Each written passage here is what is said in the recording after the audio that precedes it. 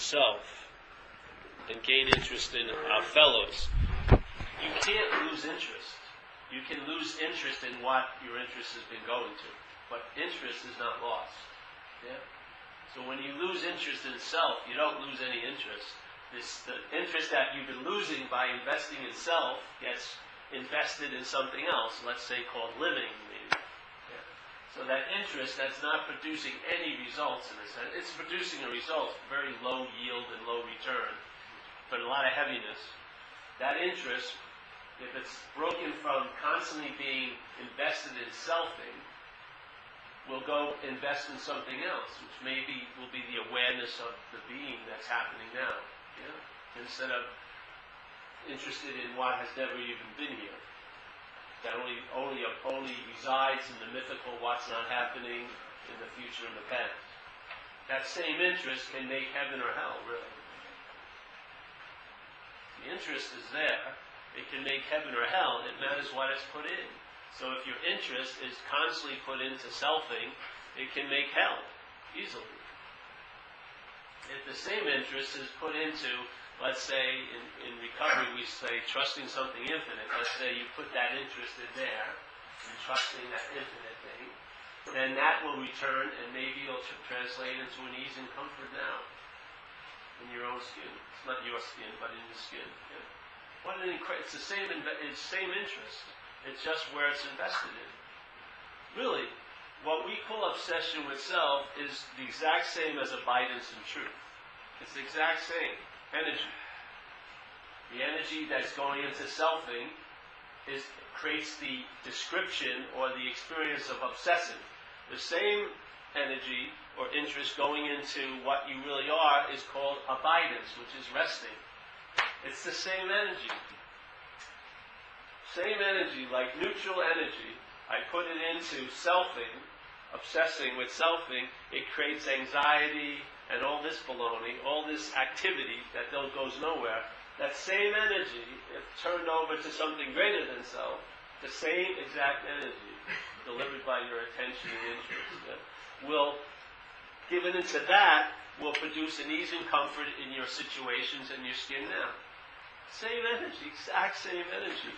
It's like you and I are the meaning giver here. You're giving the meaning of this place as heaven or hell. It doesn't even matter, heaven or hell, but you're just giving meaning to things. And your meaning gets delivered by your attention and your interest. Yeah. So you know that your meaning has delivered a lot of value in something that you're excessively interested in. Yeah. And so, as a meaning giver, what's the biggest meaning you could give anything? The biggest meaning, what is the biggest meaning you could give anything?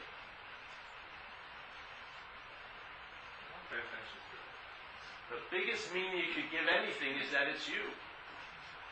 And you've given it to this idea, this mental construct called selfing. You've given it the meaning that it's you. That's why all your interest is going there.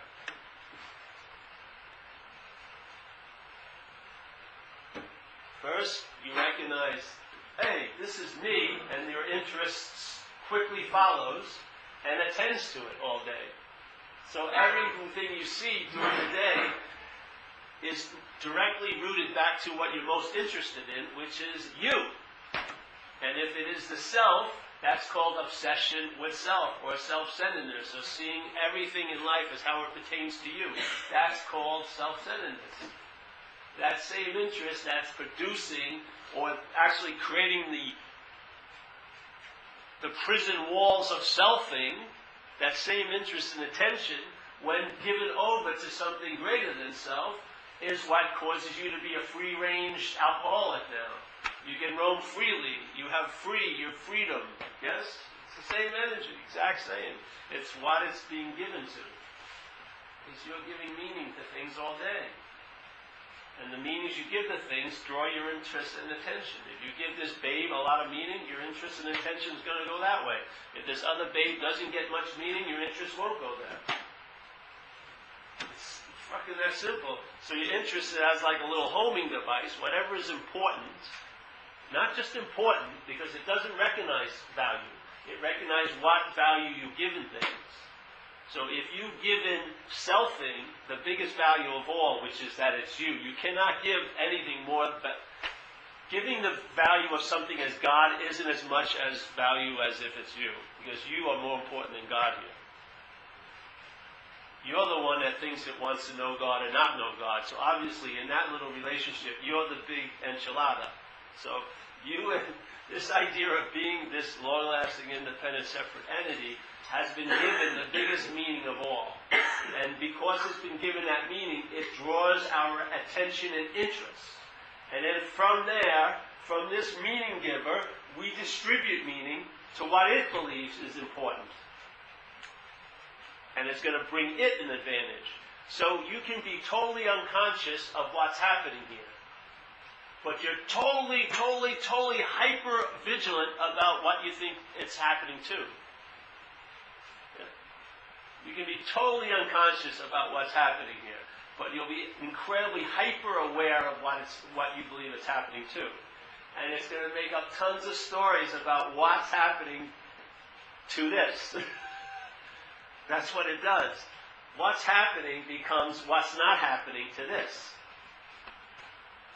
It uses the basis of what's happening, which is conscious contact, to make another world for itself, which is what's not happening, because it appears to be real in what's not happening.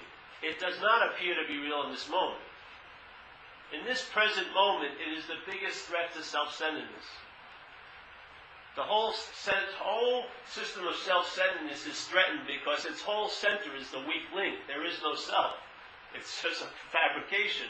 And that can be very easily sensed in this moment. And you do many, many times during the day. But it has an ability to override that and immediately get into a story about, oh, I felt really free for a second there. Yeah? So by claiming the freedom that's displayed in your life, it claims and says, I felt really free, and then it goes on its merry way being Paul again. Yeah, it's so incredible. It can take a major hit, self-centeredness. I mean, something that would rock. If you had like an apparatus and you shook it, it would probably not make coffee. Or if you put too much weight in the dryer, it throws it off or wash it. But this thing can take a heavy-duty hit. Yeah? You can have a miracle, and it will just override it by going, oh, that happened to me. Or did I have something to do with this miracle? It will claim it. Immediately it will neuter what the miracle was revealing. So obviously, yeah, there is no me happening. And definitely if there's no me happening, there's nothing happening to the me.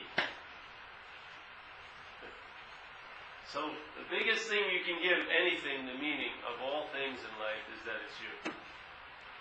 Most of us have crowned self-centeredness, a mental construct, as the apex of us. This is what life is about. It's about me. But it isn't at all. Life is just happening.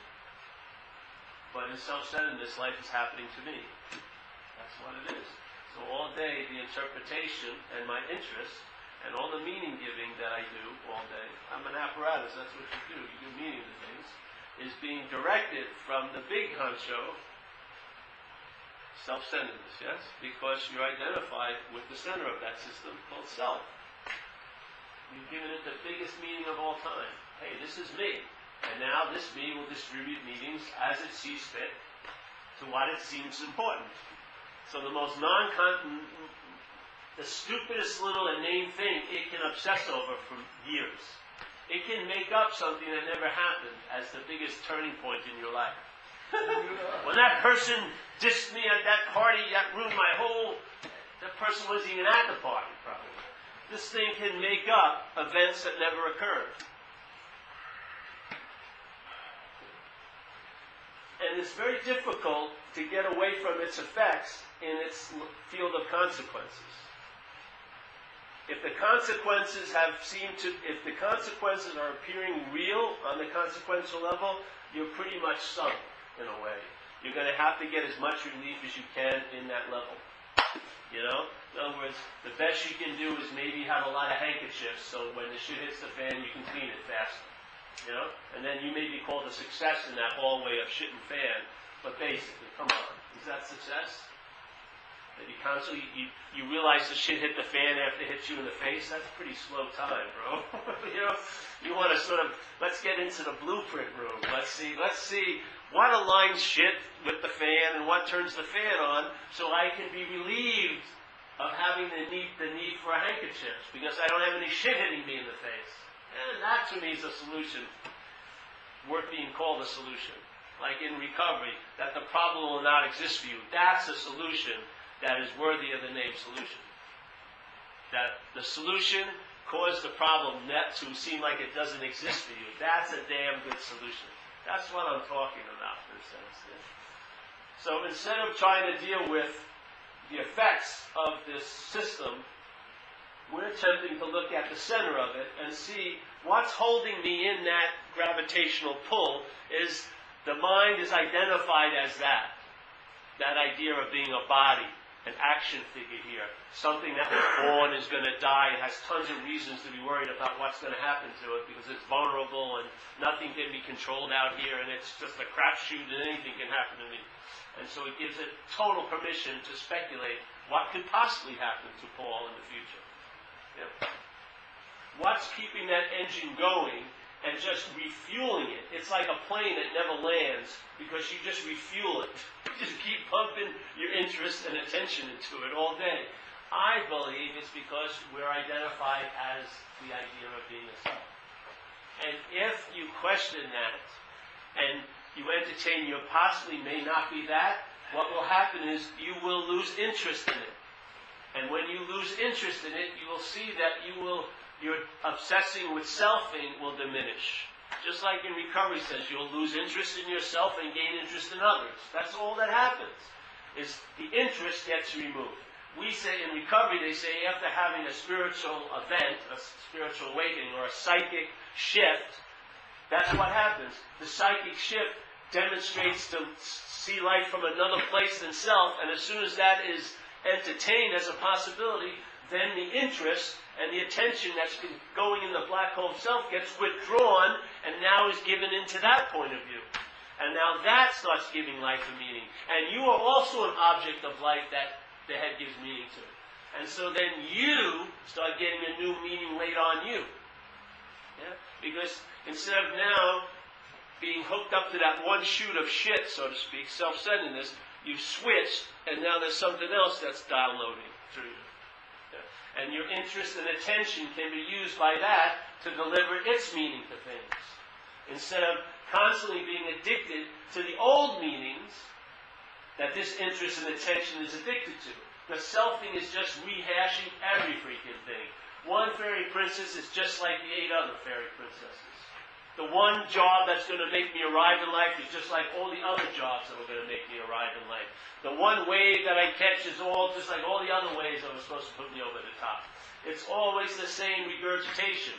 You're refeeling, you're rethinking, you're reacting the same, honestly. It's not even life. It's just a total interpretation. You could have just stayed in bed for the last 20 years and just pushed the button and just get the script, and you would have had a pretty good take on what happened. The same old, same old. Change different names, maybe clothing, geographical locations, but the exact same. Same. Yeah? When that interest and attention that's refueling that and reforcing that gets released from it, where does it go? You don't lose interest. You just lose interest in the object that the interest was attached to. You don't lose interest. Interest and attention is like a currency, and you have tons of it. Tons of it. It's ready to be spent, or it's ready to be saved, which would be resting or abiding in the truth. And it's ready to be spent. Yeah? But in this currency, it's circular. You have it by giving it away. Yes? It's not the currency of attention and interest of self-centeredness, which is privatizing, getting, acquiring, keeping you from it, not sharing it, owning it, maybe if you want it, you've got to pay for it, like that. This is all selfing. This other way is a totally different way of living. And we're saying the reason why we may be seemingly stuck in this system of self-centeredness is because of the identification with its center. Obviously, taking yourself to be this. Taking every day when you think about the past, how do you view yourself in the past? As a body. When you're thinking about what's going to happen to me in the future, you're thinking, that thought is encapsulated in an image of a body being you. if the spirit was recognized, there would be no value. You would see the ridiculousness of thinking about the future, how you're going to be, because you can't have an image of spirit to project in a future. The spirit is so rooted right here and now because there's no past and future in it. If your attention and interest was in there, you would lose interest in the future and the past. Lose interest. Your interest would be taken from there and invested somewhere else. It has nothing to do with you. You don't take it from there and invest it. All you see is tell the truth. I'm not that.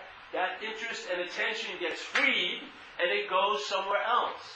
What I found is it goes back to its source, yes, which is like an infinite reservoir, and then during the day, something directs where your attention goes and where your interest lies. It's as simple as that. And then you get, as this, you are the expression of that reinvestment. That's all you are.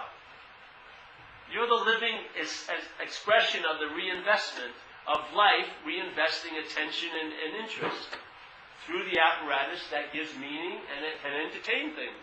That's what happens.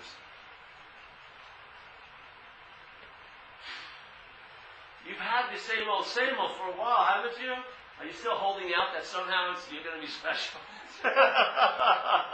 Somehow it gives you incessant hope because it can't deliver the goods.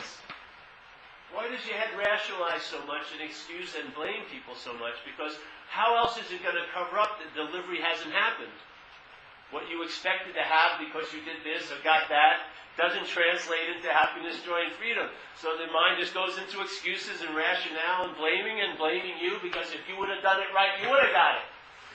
All those other people at the retreat got it. No, they didn't. They're signing up for the next 3-month retreat. They're in the same fucking loop you're in. Seeking, more. Somehow they'll finally flip me over, I'll arrive. You ain't arriving anywhere. The self isn't transcending self. It is an impossibility. Self can't transcend self. Why are you practicing a spiritual program as a self? It's not going to transcend self. Maybe you'll be able to enjoy a barbecue or go to school and not get kicked out, or maybe have a relationship more than a month. That's nice. But still, it's not freedom. Yeah? Freedom from the effects of a system is not freedom. Freedom from the effects of the system is not freedom. That's a conditional freedom. So after you get beat for a while and it stops, you'll probably feel better. Yeah? But in fact, the beating. I don't want to have to go through a beating to feel better when it stops. Let's have a new freedom and a new outlook and a new attitude and a new happiness, like it says in recovery. Yeah? New freedom, new happiness. Not a freedom of this place, nor a happiness of this place. They'll come and go like they always do. And you'll be there to entertain them because you'll be awake and present. But the real freedom and happiness will be as you travel. Not what you travel to or get from, but as you travel. That's the new freedom and the happiness. And the new attitude and outlook is the form of traveling that you'll be in. The attitude and outlook that now will be moving in your traveling will be lighter. Yeah? The lens aperture will be taken off that fixated object of you and open up. Yeah? And you're thinking you're taking all this about you in, but also, this is also causing how much light's coming through. Yeah? Well, you're obsessing over self. There's not much coming back from that, right? But this is also causing you to forget how much light there is. So when it's taken off of that, it can open up, and then it illuminates life. It illuminates life, and then you see. The trouble is, we don't have enough light. We don't know we can't see what's happening, so we have to speculate. So we go back into memory, and we live past speculations, passed on to us by other insane characters, and then ourselves. And then we wonder why things aren't working out well. It's like, fuck, I can't find the bathroom. And then you go to someone, were you here once when the light was on? Yes. Do you know where the bathroom is? Let me remember. I think if you turn left, and they go, I don't know, I could be wrong. That's what we're doing with books. We're reading books trying to get a past remembrance of where the bathroom is. Because we can't see. We're not even our own authorities anymore. can't feel it. We can't know in our gut. When you have that unspoken yes, you'll question it. Your head will question it. Of course, that's what its job is, because this is a huge threat. But we're always aligned with this. Instead of just going with the unspoken yes, that's the instant commitment. So if you're, let's see, a program of recovery, it ain't based on feeling. The unspoken yes is a commitment. It's an unspoken yes. That's that. It's not based on feelings or how you thought yesterday or today. Something has acknowledged something. Yes? And it is sure of it. Meaning, that's a commitment. The head will go, well, I don't know. I thought I gave it over last week, but I took it back. Or I felt surrender 5 weeks ago, but now I'm holding on. This is all baloney. If you're wasting 1 second trying to convince the unconvincible, because this is unconvincible, you cannot convince the head. It's a waste of fucking time. You can pull your giant resume of spirituality or recovery, and it doesn't give a damn how many years you have. You still won't be surrendered. If you're waiting for this to surrender, you're going to be waiting a long time. You're still faint like it's surrendering. I was almost letting go, and grabbing, and it's never. Because it believes in option. It believes it can surrender and not surrender. Surrendered isn't a belief that you can surrender or not surrender. Surrendered is recognition of a fact. That's what it is. You recognize a fact, and it's a done deal. Now, how you travel with that, some days may be a little heavier or lighter, but that fact, the basis is done. Yeah? You're surrendered. It's finito. You recognize something, you don't need another ass kicking, you don't need another this, you don't need another book, you don't need another that. You're just clear on it. All right, let's get on with it. Yeah? So that commitment. Yes, commitment. Mind options. It always thinks that I can surrender and I can unsurrender. I really got it last week at that meeting, but today I'm not getting it. You don't let your life be based on that. Because, first of all, when it says it gets it, it's shaky ground, and when it says it doesn't get it, it's shaky ground. They're both shaky ground. It makes this sense that it's solid just to make it unsolid. It fucks with you, totally. What it does really fuck with you is it destroys your sense of faith in yourself. Not in self, but in you. It destroys it because it keeps back and forth. You really thought you were sincere, now you seem to be fucked up. You really said you weren't going to do that, then you do it. And it's just shattered that self-assurance, or the assurance of life. Yeah? So you won't trust your gut anymore. So you have to rely on it. And it's further screws you. Totally. This is about reclaiming that sense of authority in a way. You know something. Yeah? That's it. I know something. Like for me, when this was entertained, this idea, it was the last answer until this day. It was just a done deal. I heard it. That was that. And I haven't had any new downloads. Now my head may have thought of, well, let's improve this. Let's sprinkle some meditation on this. Let's go to this retreat, which is fine and dandy. But the idea of doing anything to get anything, no. Because all that stinks of self-centeredness. Yeah? And if you are practicing anything in the form of self-centeredness, it's neutered what that practice could probably bring about. It can't bring about anything, maybe just a revelation you are already so, but it will neuter it. I've noticed, I've seen it in my life, and I've watched a lot of other quote-unquote spiritual seekers. Yeah? Self-centeredness, its major modality, is claiming whatever actions are happening through your apparatus as yours. And the most important meaning will be given to the you that's meditating, not the meditation. The most important meaning that will be given in that event called a meditation will be to the you that thinks it's meditating, not to the meditation. Your interest and your attention will not be in the meditation. It'll be on what's meditating, because it believes it's you. Yeah? So it cannot give itself to anything here, because it's already given itself to self. The attention and interest cannot fully give itself to anything or any part of anything here. It cannot completely give itself because it's already beholden to self. It's already been given to self. You believe it's you. So your attention and your interest is glued to this, is bonded to this. It may give some here and there just to reinforce this. That's what it does. This is like in recovery, says you're going to abandon yourself to this power. You're going to just do. Abandoning it is when you realize that meaning that has been given to that is not so, and that gets retracted, then life will be given a new meaning. What you felt was dry and boring, like a normal everyday moment, may be the joy of all joys, because there'll be interest and attention there, which wasn't there to see what was actually happening. Because it was there to see what was happening too. Yeah? If your interest and attention and perceptions are constantly scanning whatever's going on to see how it is happening to you, then you're missing what's happening.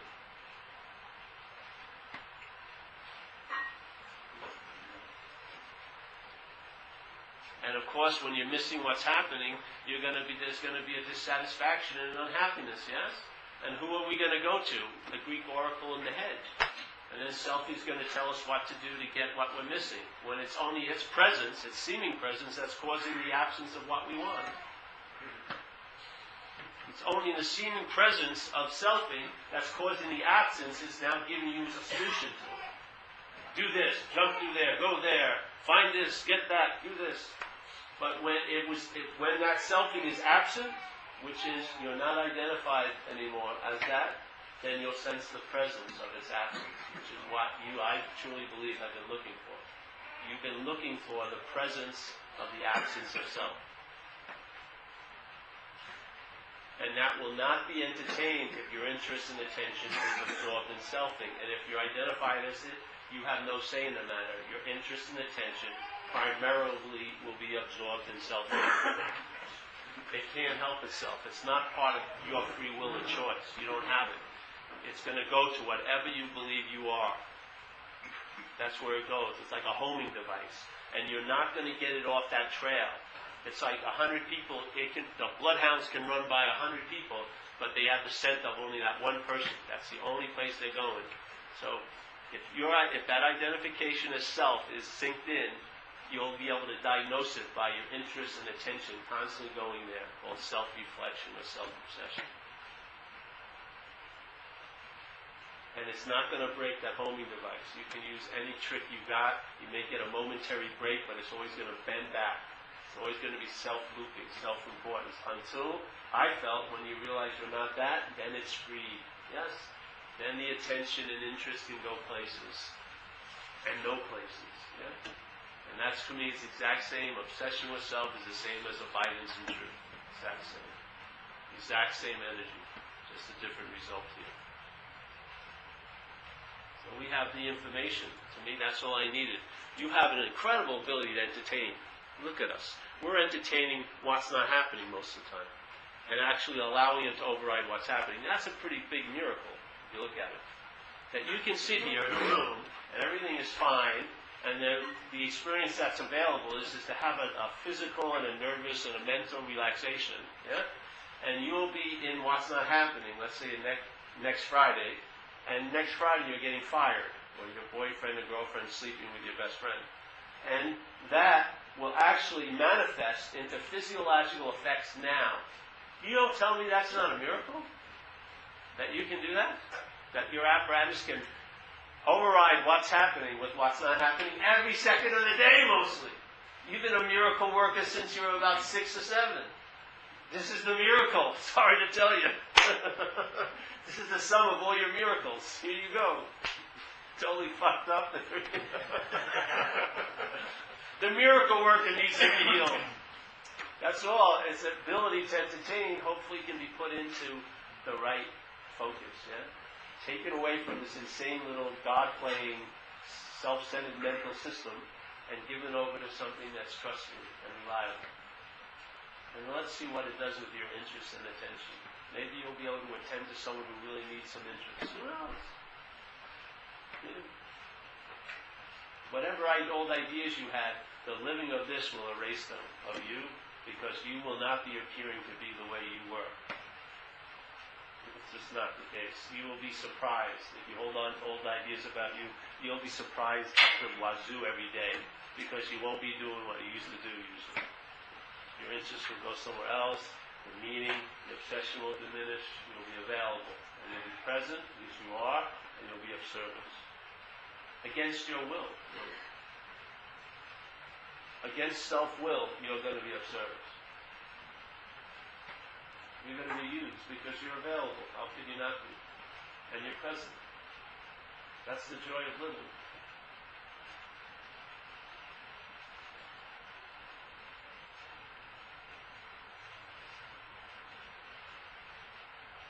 So we're just going to that one point. You can go the other way too. Just express what conscious contact is. But I find it's easier for most of the people I know to just question that solid rootness of being a self. Because then that interest and attention that's been given over to this idea will go back to conscious contact. You will notice conscious contact. You'll notice that there is just seeing when seeing, and hearing when hearing, and feeling when feeling, and tasting when tasting, and touching when touching. There won't be much of an add-on interpretation. You'll notice it because your interest and attention will be freed up from selfing to notice it. Yeah? But to try to notice it as a self, I find is totally ridiculous. Because the block to all evidence is already in place. Because what's going to claim the evidence of conscious contact is the self that's not conscious contact. So now you're going to think you're running around in conscious contact. It's just going to create more problems. So we're just trying to go the other way. Question the root of selfing, which is identification as, obviously the body, and the constant reliance and referral back to the body. The idea that the biggest meaning that this apparatus, this what you are here, can give is that something is you, which is what we've given to selfing. We have called it us. I mean, wow, you can't give a bigger meaning than that. And therefore, it's now running the show. This system of thought and interpretation is now distributing all the meaning that can be given through us. And look what it's doing with it.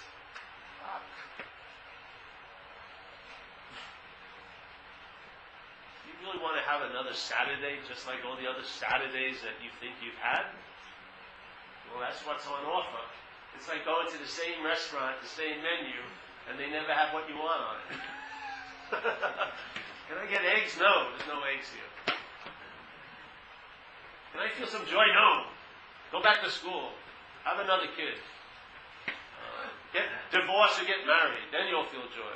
No. What about now? No. There's no joy here. Joy is there. And you get there by doing and having. As what? As a self. Yes. What else is the doer and haver in your life? Who is the personal doer of your life? Self. And it's self that's going to bring you the joy. By doing and having. And then self is going to become the joyous person. The joy can be totally sloughed off because the person is its drive. The identification as a long-lasting, independent, separate entity is its drive. That's what it wants to be reflected. It can't see the reflection now, so it creates an illusion of doing and having to arrive somewhere. And who's the personal doer? You! And unfortunately, along the way, what do you pick up? A lot of joy and happiness? Usually no. Guilt and shame for what you've omitted and done that you didn't think you should have done. So that you get the exact opposite effect. You think you're going, doing and having for joyous happiness, freedom, but you're actually acquiring guilt and shame along the way. By the time you get to the arrival date, you're so overloaded with tons of baggage, you can't even get the new package. It wasn't there to begin with anyway. It's just a simple solution. Yeah? The simple solution is there is really no problem. There was never a self to begin with. Literally. It's a verbing of mind that can be startled into submission. And you've had many moments during the day it's startled. It's just having, if your attention and interest is freed up, your attention and interest will highlight that more than everything else gets highlighted by selfing. You'll remember those moments of pause. And they'll have pause is not of time, yeah? It can have an impact worth 50 years of doing and having in that one pause. If allowed, if conveyed by your interest and attention, if your interest and attention can actually catch it, that infinite moment can change your life. And no one will even notice anything happen. Just a pause. Yes, it can erase 40 years of baloney like that.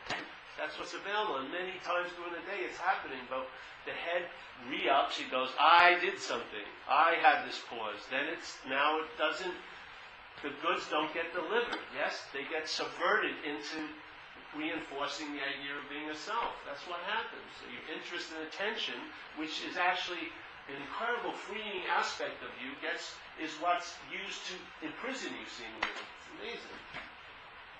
Yeah. Isn't it imprison you at night when you want to go to sleep and all you're aware of the thoughts about self all day?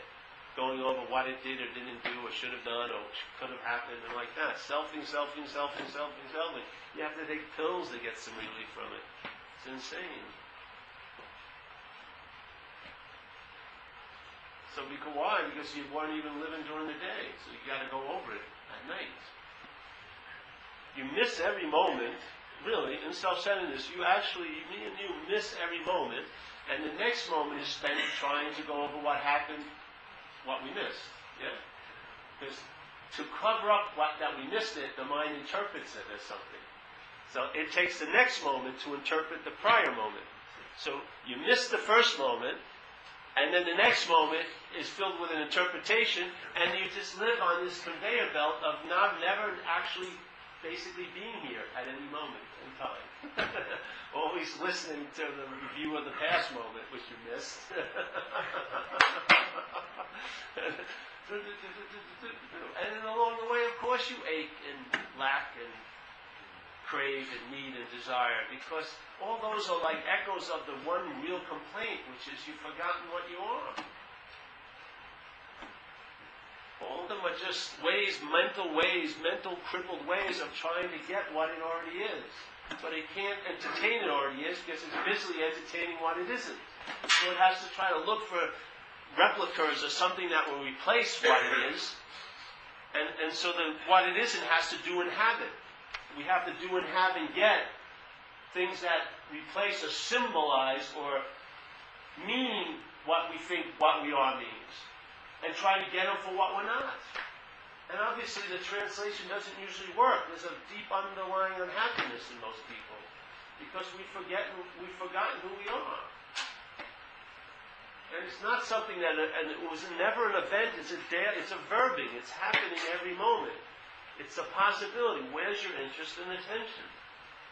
And what's distributing your interest and attention? Is it selfing? Or is it, let's say you want to call it the spirit? And you'll know the tree by the fruits. You will know that if selfing is distributing your attention and meaning, you will know it by the fruits. Anxiety, regrets, having to minimize things, having to disassociate from resentments because you're afraid to say the truth about them. All this baloney. And you know what? Your processor will be so backed up, you become a storage unit. Your body becomes home to illness and disease and shit like that because you haven't been able to process. Or something else can give meaning to life through you because it's going to use this doorway, either one, selfing or the higher power, if you want to call it that. And this thing can entertain unbelievable possibilities, not based under the small ceiling of self-centeredness. There are a lot more possibilities that are available here.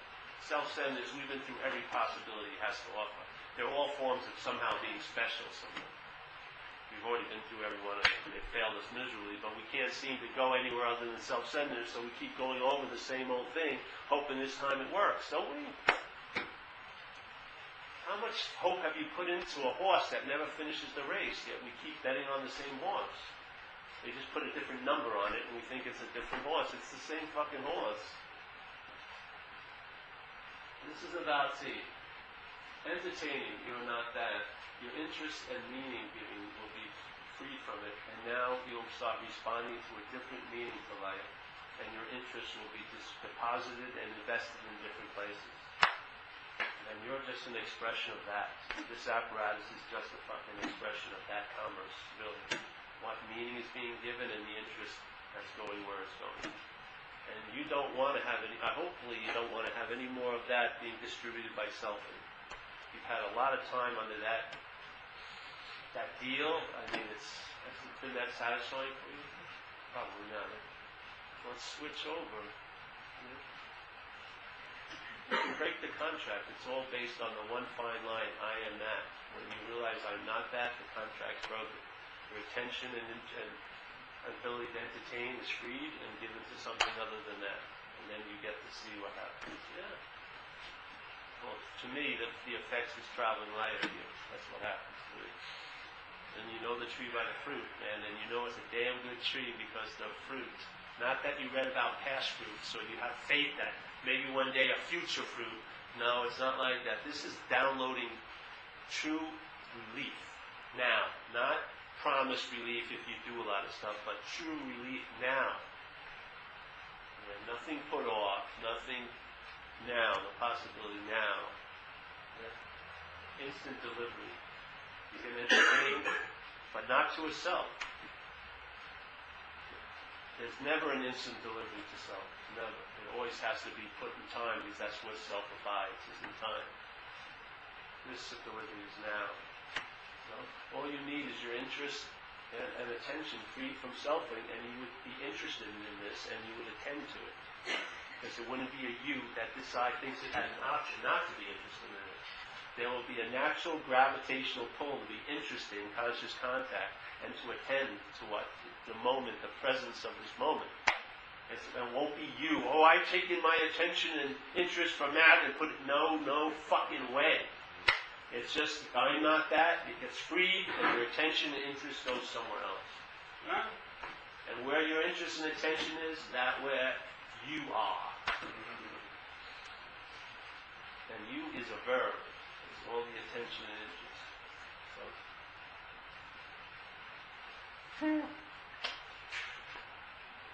I haven't missed a meeting yet, you know, that's incredible. 18 years ago.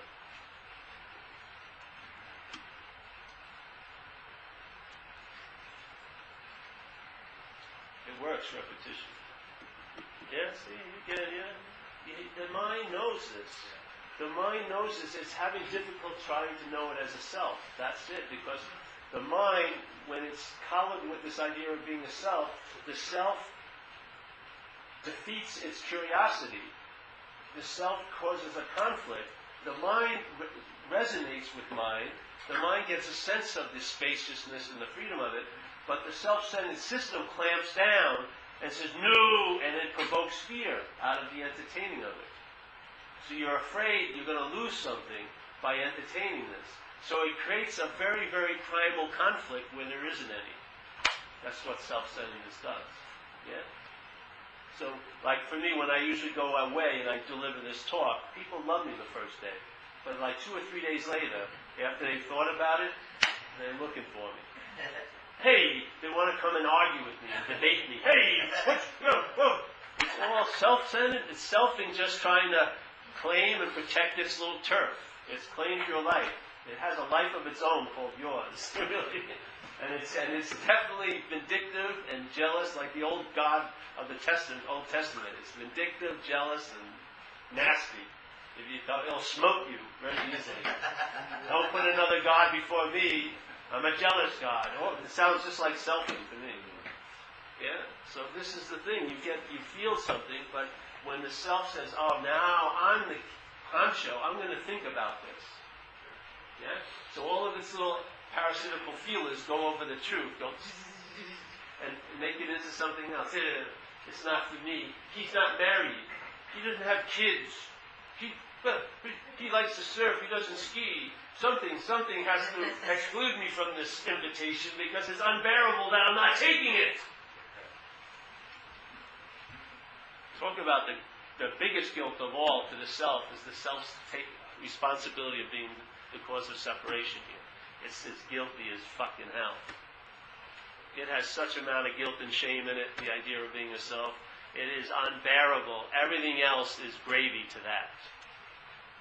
It will have tons of misery if it can avoid that fear that it's the cause of this fucking place.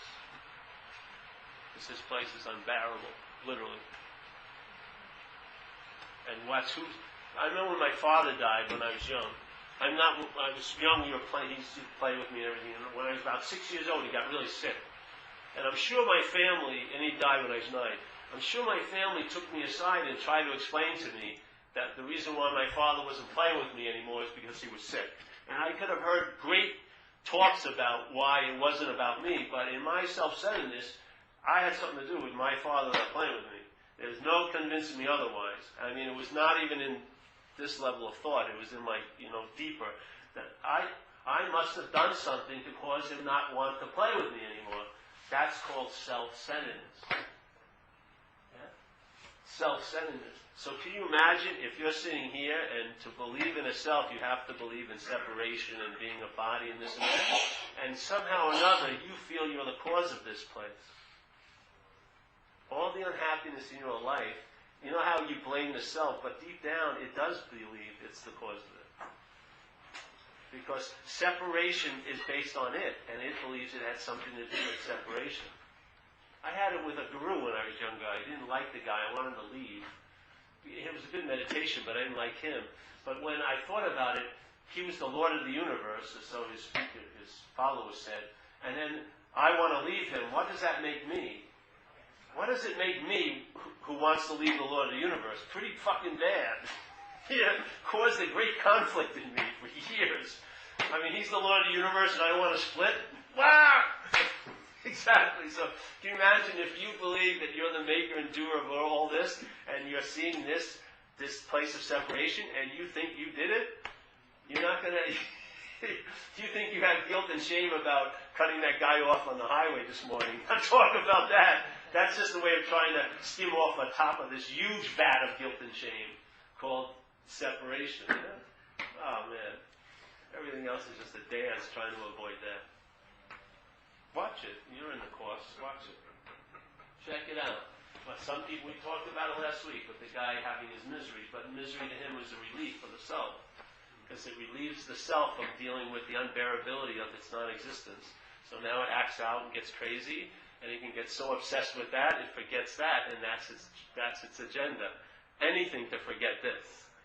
So let's get busy. If misery works, let's go into misery. It doesn't matter. It doesn't want to see its non-existence, its irrelevance. Yeah? And it sees that irrelevance demonstrated every moment of conscious contact. Every freaking moment. Selfing is constantly working hard to avoid the inevitable of its own non-existence. It must be exhausted. Yeah. Can I ask a question? On the guy from last week, it's a learning tool here. You said earlier about the levels. Is it possible that he's not ready for this kind of thought, and he's got to be on that level of just don't go to the fucking Tenderloin and get a sponsor and believe in the beer. Well, he doesn't have to do that. No, I know, but yeah, I know. You know what I'm saying? Well, yeah, that's I know what you're saying. It's like I was at this retreat in Toronto, and the people were talking, and they had read a lot of books and seen a lot of great teachers. But, after listening to one of these guys, I said, why don't you just go to a soup kitchen and serve some food to people you don't know? I think it'd be a lot better than coming back for the afternoon talk. Really, that was just my hit. So he had no idea, and he was very in a confusing thing. He was just, for me, his sense was that he was just afraid. He was unsure of what was going to happen. Instead, he had to get into this philosophy that there's nothing happening to anyone in this and that. Just, hey, you're afraid. Obviously, because you're not. Admit there's a fear and uncomfortability. Go help someone else. It gets you right out of it. The reading the 500 pages of the philosophy, I don't think will work then. Yeah, just go. So it's nice to know what you need to do when you need to do it. There's no self, so it doesn't matter if, I dropped down to a level I thought I was over. Who would say that? Who thinks it's in a level? The space of all levels thinks it's in a level? Give me a break. There are no levels. So wherever you are, like if my car breaks down, I find a master of mechanics. Fucking simple. Some lady came to me the other day. Do you feel anything? Yeah, I feel tons of things. You like movies? Yeah, I like horror movies. Do you watch sports? Yeah, I'm a Yankee fan. What? Yeah. What town do you hate the most? Baldwin. These things happen, yeah? It's not just it doesn't mean anything. So. Any other questions? I will pass the basket. Yeah, so. I don't know. Could be. Success isn't the problem. It's what meaning is given. Stress is great if you can enjoy it. Then it can be a drag if you want to use it to fuck with each other. It's not you. Yeah. It's great truth in what you say that what's not happening could affect me now as if it is happening. Yeah. Isn't that the skill of the great stage actor? Yeah, exactly. Called selfing. Right. And you demonstrate that and you believe it's happening because you can portray that. That's right. It's not there. Unfortunately, it's happening to you. Yeah. You're not watching. I'm an actor. Yes. Yeah. You're the one who gets the seeming cancer. You find. Right. Yeah. Oh, let me pass You it need back. something to have. Yeah. So, the thing is, me and Chimanti can travel either. No, that's been canceled, actually. It's going through a whole revamp. First it was Shemansky and me, now it's just me. Both you out. It's turned into a different show now. Those two, you got dropped. You were dropped before the first show.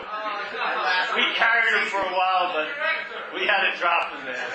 Worse than Robert Downey Jr. He's finished. Everyone loves a comeback story.